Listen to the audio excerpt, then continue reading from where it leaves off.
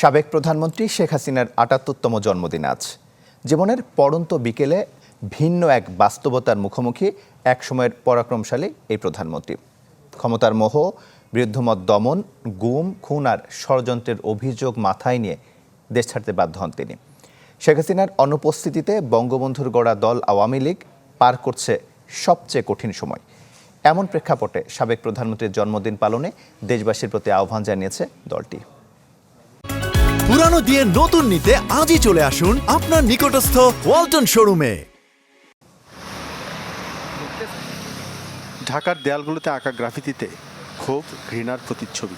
গণভবনের দেয়ালগুলো যেন সাক্ষী দিচ্ছে দীর্ঘ স্বৈরতন্ত্রের।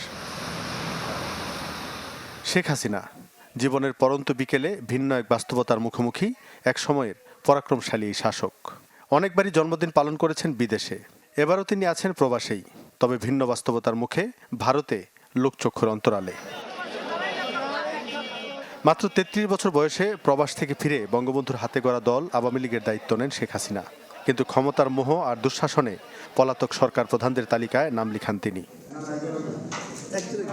আওয়ামী লীগের দায়িত্ব নিয়ে পূর্ণ মেয়াদে ৪ বার দেশের প্রধানমন্ত্রী হয়েছেন শেখ হাসিনা। যদিও ৩টি নির্বাচন শুধু প্রশ্নবিদ্ধই ছিল না, ছিল গণতন্ত্র রক্ষার নামে এক ব্যক্তির হাতে ক্ষমতা কুক্ষিগত করার সব আয়োজন। ২ দফা সেই চেষ্টা সফল হলেও শেষ রক্ষা হয়নি।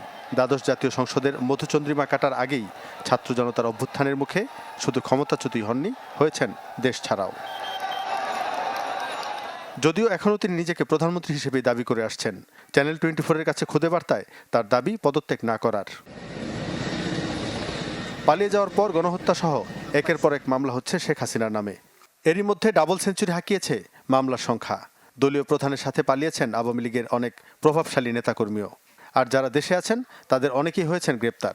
সব মিলিয়ে ৭৫ পরবর্তী সময়ে সবচেয়ে ছন্নছাড়া আওয়ামী লীগ। যদিও দেশে বিদেশে পালিয়ে থাকা নেতাকর্মীদের নানা ক্ষোভ আর জিজ্ঞাসার মধ্যেই শেখ হাসিনার ৭৮তম জন্মদিন পালনের নির্দেশ দিয়েছে দলটি।